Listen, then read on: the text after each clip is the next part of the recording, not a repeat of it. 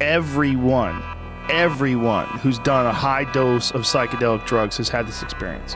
So everyone who's listening to you right now who's done DMT or done 5 grams of psilocybin, they know that this is you have some kind of communication with something else. The question is that something else inside your psyche, or is that something else a chemical doorway? Question. Is there a chemical doorway inside the mind that opens up? And the belief is that when you die, and this is what the afterlife is, that when you die, your brain produces these chemicals. These chemicals open up this doorway, and this is the portal to the next dimension.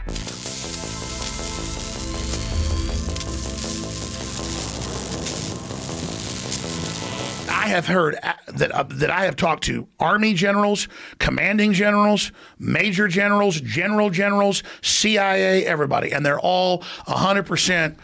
And I thought it was a psyop before, and then I've researched it. I've talked to hundreds of people now, not on air, but I'm going to make a film on this, who've taken ayahuasca and DMT. I've not taken it, and for obvious reasons.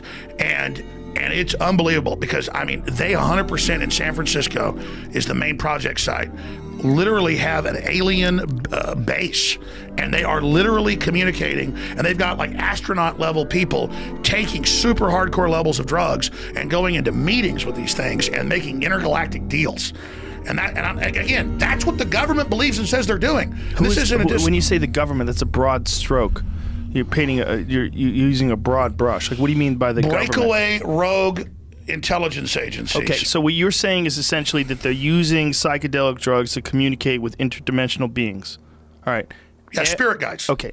You're saying that the government is aware of this, and they must be aware of this. They've heard enough people talk about it. They must have done experiments on it. What do scientists do? They want to know the secrets of the universe. For sure. And people that have the courage to experiment with these things and try them themselves realize that this is such a profound experience that it's so alien that if an alien landed right now in our parking lot and a little gray man with big black eyes got out, it would be nothing compared to what I've seen on psychedelic trips. Well, let me just tell you, me getting into this, Joe, is just because so people need to understand that I've known about this for a long time. And I just don't think people are ready for it. It was actually a horrible expence. That really? that was my worst. Yeah. I had a great experience on it. You did? Yeah. Yeah. So what was wrong with it? So you take like one puff, and before you exhale, there's a synthetic version too, right? I was taking the venom. You're shot out of a cannon. There's no lead up. It's no warm up. It's like, boom. And I felt like I was actually like strapped to the outside of a rocket, going through space and through clouds, and like the G-forces pulling down my cheeks. And it was just this mental storm without nothing to orient myself. There was no space. There was no time. There was no self.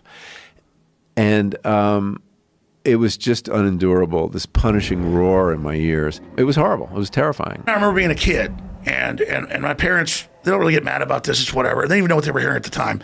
But they had friends that they knew at UT that were involved in research projects. And then they were, and 9 times out of 10, I read about research projects in San Francisco. UT has some, MIT has a lot, and stop me anytime you want.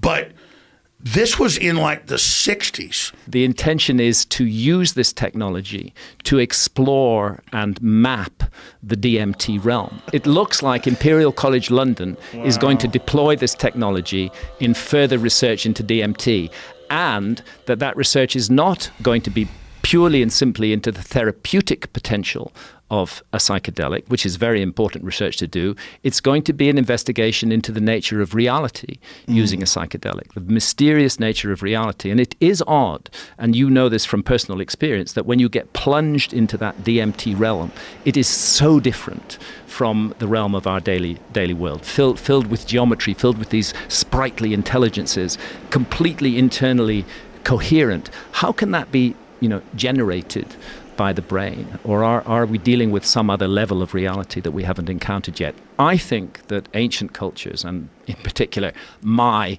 lost civilization, were deeply involved in exploring the mysterious nature of reality. They had virtual reality gloves where you'd put them on and put goggles on, and you'd go into stuff that looked like the holodeck from Star Trek 20 years before it existed.